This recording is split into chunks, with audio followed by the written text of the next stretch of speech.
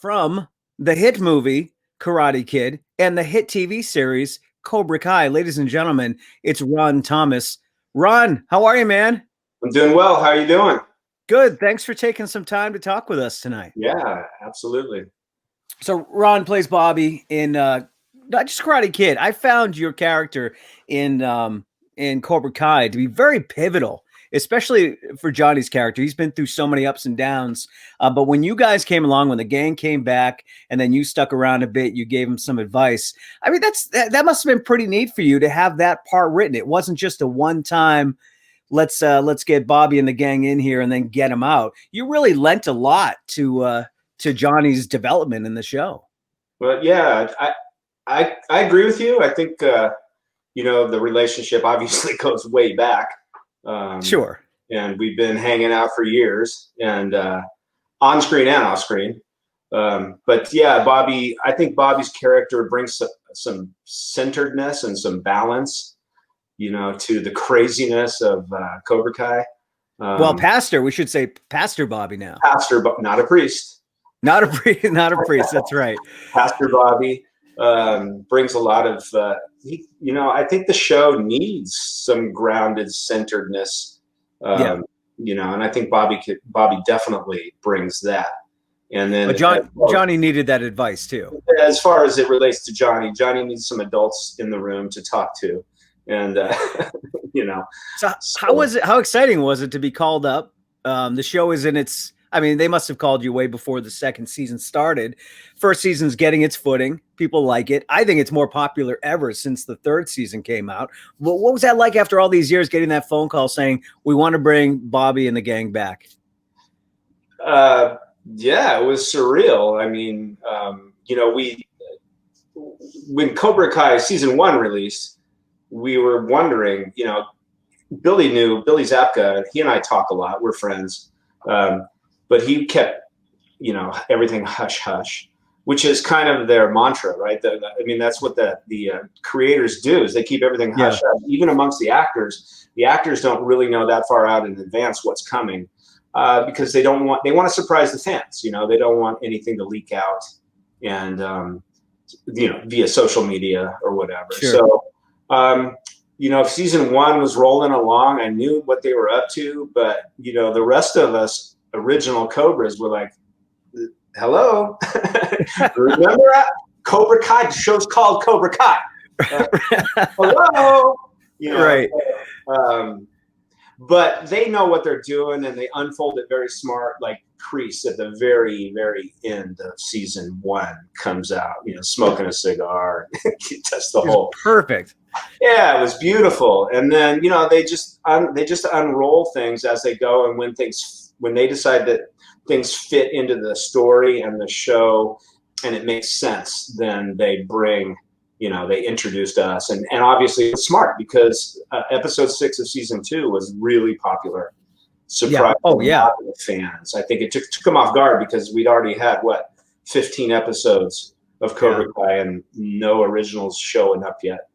It was one of those moments where you stood up. I mean, if you're a fan of the original and you're enjoying the series and you know a lot. I mean, I'm 47 years old. I grew up with the Karate Kid. But it's one of those moments in the show, and there's been plenty of them, where you stand up out of your seat and either high five whoever's in the room, high five yourself. You're so excited that, look at that, they're back. Now, the only guy that was missing, though, was Dutch. Yeah. Which was, I find it very interesting that you got Johnny, you got Jimmy, you got Tommy, you got Bobby, and then a guy named Dutch. That guy is always going to be the troublemaker, right? That's the one that you're going to have issues with later in life. Yeah, and which just makes the name alone. Yeah, exactly. Which makes sense why he's in prison, Yeah. So tell me where. Well, we know where Bobby went, but what happened with Bobby after Karate Kid 2? Like after Kreese beat up on everybody, what do you think Bobby did when he got home? Well, I think for the actor, for me as an actor, you're filling in your backstory, and I hadn't really thought about that question or my backstory since, because Karate Kid was out there in the universe. It was a generational movie. It's had a generational impact on a global scale, but it was just kind of sitting out there doing its thing. He still had its fan base. I hadn't really thought about, well, what would Bobby be up to now, and where did he go afterwards until Cobra Kai, you know? Yeah. And then I started to fill in the backstory for myself as an actor. And why did Bobby become a pastor? You know, he always knew where the line was being drawn and being pushed and crossed over, and he knew where to draw the line. He stood up for what was right. He was the good guy out of the bad guys. So where did he go? What's the backstory? Just for me as an actor, it's like, why did he become a pastor? Because Bobby's father, not my father, Bobby's father, for me, I just kind of filled in the blanks. Bobby's father he was very close to his father, and his father passed away. Yeah. And his father was religious, but not a pastor. So it kind of just pushed Bobby into, you know, doing the right thing once again. And, you know, so I just filled in the blanks for myself as an actor, and kind of like just knowing where Bobby was now in Cobra Kai as a pastor, and what led him to become a pastor. Sure. So yeah. You think all the guys still hung out, or you think what happened with Cobra Kai and Kreese and the way they were treated, do you think that made everybody kind of retreat to their own little world for a while, and then there was some sort of reunion after 5-10 years? I'm getting really deep here. I'm sorry. I'm so interested in backstories, you know? No, I think that initially we all hung out, you know, even Johnny mentions it in the church, you know, this guy was a real badass back in the day, partying and, you know, fighting. And so, you know, we had the soccer mom incident in Reno at the Hyatt. Right. So, I mean, we hung out. I think as we got older, you know, Jimmy got married.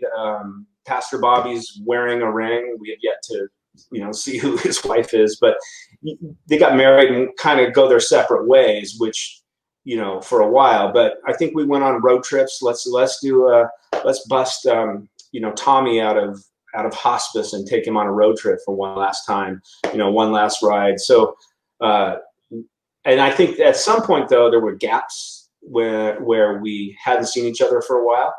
You know, yeah. That's all kind of written, you know, if you see like season 1, when I first see Johnny in the hospice, you know, I say, well, it's been a long time, you know, it's good to see you. You got a few more wrinkles, you know, blah, blah, blah. So I think it was hit and miss, but again, there were gaps and there was some distance, especially to where we enter Cobra Kai, because Johnny's really just all alone, right? Yeah. He's at the bottom and we've got no friends. And we haven't spoken for a while. But I think all the years, I think we went on those road trips. We rode those motorcycles. We hung out, and just like all of us, you know, we're close with our buddies. We go off to college, and then after college, we get married. We blah, blah, blah. And then we just kind of, you know, those friends from back in the day just kind of stay in touch, but they go their separate ways. Right. So. Does art imitate life? You said that you guys were close during Karate Kid, after Karate Kid, still to this day. Was it a reunion of sorts, getting together for the show to film, or had you guys already been pretty tight up to that point? Well, both. We're tight, really tight, with Marty, Antonio Dell, and myself, and Billy Zabka lived within a 20-mile radius of each other for years, right, in the San Fernando Valley in LA. So, you know, I was at Billy's wedding, he was at mine. We've hung out, we've been at Christmas parties, they've been at funerals. I traveled to Hawaii and Costa Rica with Tony O'Dell. You know, Marty Cove, we're good friends. So it was tight, but as far as getting together and filming, that's a reunion also, although we were in touch with each other, to get together on the set. It was like stepping off the set of Karate Kid and stepping onto the set of Cobra Kai. It's like almost nothing had changed in terms of energy and camaraderie and you know, connection with each other. It was surreal, but it was just an awesome experience to be back together again. It was cool too. You guys got to ride motorcycles. Right. And you got into a bar fight. You got to showcase your Cobra Kai skills again. That was a lot of fun. I just enjoyed the whole experience. I just want to We've got a few people posting here. Dan, Cobra Kai never dies. That's right. And Erica loves your character in Cobra Kai. Thanks, I just want Eric. to say, I didn't say hi to everybody coming in. I usually check the messages, but tell me about your new career, or I say new because I'm thinking Karate Kid was made yesterday, Yeah. but you've been doing this for a while. Tell me about you being a motivational speaker. Yeah, everything I've done in my life kind of leads up and blends together and connects somehow. Going back to martial arts training, when my sensei would, at the end of class, talk about life and talk about character and talk about honor and the esoteric principles of martial arts. And So you went through martial arts. Martial arts, was that before Karate Kid? And is that how you got the job? Okay, all right. No. So you start. No, okay, yes, but no. But you started at a young age before Karate Kid. I started in high school as a freshman in high school when I had my own Cobra Kai experience. Only I was playing Daniel in that particular incident in high school, and I got punched in the face by 4 guys who it might as well have been called, Johnny, Bobby, Dutch. Dutch, I think, was the guy that hit me. It's the guy that instigated it. His name's Dutch. I mean, come on. Yeah, I was a little guy. I was, for a freshman in high school, I weighed 97 pounds or something like that. I weighed. Wow. And 4'10" and a half, and then wasn't until sophomore year where I had a growth spurt. But anyway, that's what got me started in martial arts. And I used to love martial arts, but I used to love how my sensei would talk about these things, about these esoteric principles. So that really, I soaked that stuff up like a sponge. Nobody had ever spoken to me that way. It was like he was like my own Mr. Miyagi, And then, but when I got the call for Karate Kid, they knew I was a martial artist, but my agent said, don't tell them about your martial arts training. Just talk about your acting, because that's what they're interested in. Because they're going to train you anyway. They've got this guy named Pat Johnson. He's going to train you. So nobody really knew I was a black belt until about 6 weeks into rehearsals. Oh, wow. Yeah. So, that led me, but it even goes before that, as far as motivational speaking goes. It goes back even further when I was a competitive swimmer and a competitive golfer. So the mindset, I learned at a very early age how important mindset was, and so it led me, all of these things connect. Even trying to survive in Hollywood as an actor, it's mindset. I mean, if you don't have the right mindset, you're lost. Yeah, you're gonna get burned, baby. Hollywood's a tough town. So all of that just led me to a high interest in personal development and personal growth and that kind of thing. So it's senseironthomas.com is the website if people want to check it out. Right. Is it groups? Is it individuals? Who are you mostly motivating? Well, I used to do a lot of individual stuff, especially when I was training in neuro-linguistic programming or hypnotherapy, NLP, life coaching stuff. But I kind of got away from individuals stuff. So I would coach groups or corporate groups or athletic teams. And then I'll speak to those same type of people, entrepreneurs, salespeople, about mindset and about people skills and communication. And, what you do for a living is probably more important now than ever after a year into this pandemic. Everybody needs a little motivational push now. Oh my God, dude. The messages I get on social media for the people who are interested in personal development, I would say the majority of people are interested in Cobra Kai, but sure, that's to be expected. Yeah, and I have my No Mercy Monday posts every Monday, which are on Instagram and Facebook, etc., but which are whatever I'm thinking about on that day about motivation and. But a lot of it comes from the messages I'm getting from people around the world who are depressed, suicidal, going through loss of job, loss of relationships, all kinds of. You really sit back and go, wow, people they're not living their best life, and they're letting COVID get the best of them, or COVID has gotten the best of them. They're out of work. It's a tough time. It's a really tough time, and it was a tough time before COVID. It was. Life is tough. Life is difficult. Yeah, I get these messages. So It's important, and I enjoy it. I enjoy what I do. You know, I can say one sentence and somebody's going to connect with it. And if Yeah. I can change somebody's life or save them from, you know, following through on something like suicide, I'm happy. So It's got to be a very rewarding job. yeah, it's fun and it's creative. It's artistic, just like acting is. You know? Sure. Well, you're on stage, right? In most cases, you're on stage. You're giving a presentation. Yeah, yeah. Which you have to create that. You know. Sure, I think, absolutely. What can you tell the viewers today? And of course, I'm sure your motivational seminars are a lot more than one sentence. But you said, you know, sometimes all it takes is one sentence to connect. What would you tell people right now who are a little down about getting up in the morning? Just give me something on getting out of bed and getting the day started. yeah, you know, a lot of people just don't know. They don't have purpose or meaning in their life. They got to find purpose and meaning. Otherwise, you're getting out of bed going, "Oh God, it's another day." You know, so what? How do I find purpose? And I can tell you that purpose and finding meaning in what you do may not be your career that you're up to. It may be another path, but it's going to be about serving beyond yourself. It's going to be about serving others, and that connection is finding out what that is and your unique talents and what you're uniquely qualified to do. Even if you don't know what that is yet, just be having an interest in that, it will come to you. You know, but a lot of people just aren't interested. They're interested in survival. You got to get out of survival mode and get into being more interested in thriving, Purpose. You know? And then things tend to work. You know, Awesome. it may take some time, but yeah. Have you thought about more time on screen since Cobra Kai season 2 and 3?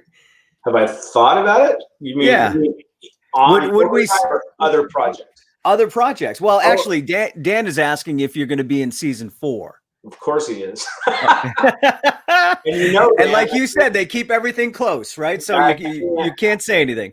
Even if I did know, I couldn't say, and I don't know. What about outside of Cobra Kai? Because I mean, it's been a long time since you've been on screen, at least from what I could tell from IMDb. But it was almost like you were an actor. You were a Hollywood actor playing a part. I didn't look at you or any of the other guys really and think, oh yeah, those guys haven't done anything since 1984 or 5. I thought it was great. I thought the performances were great. So there's no reason why you couldn't go on and do something else. Yeah, I appreciate that. Thank you. Yeah, you know, acting, I felt a little rusty. To be totally honest, you know, coming back in season 2, because acting is something you got to work. You got to work it out. You know, you have most actors who aren't working on a series or something like that, or at least in acting class, working their chops. You know, working on scene study. And I hadn't even done that for a long time. Yeah, I had another series that's on Netflix reach out to me, want me to put myself on tape, send it in for casting. And so, you know, I've always loved the craft of acting. I've always loved the industry. And now with Cobra Kai and everything, it's got a little spark under my butt. That's exciting. Yeah, to go, okay, maybe I need to go out there, get my scene reels together, get some representation. And start submitting myself. So yeah, of course I've thought about it. I love acting. So yeah, for sure. Good. I hope to see you in more. And I don't want to keep it too long. I know you're a busy guy. But I have one more question. Can you tell me a little bit about your time spent with Pat Morita? There's a new documentary coming out about his life. There's not a lot we know about him other than he was beloved. But talk about Pat a little bit. He's a special guy. He has a special place in my heart. We used to call him Uncle Pat on the set.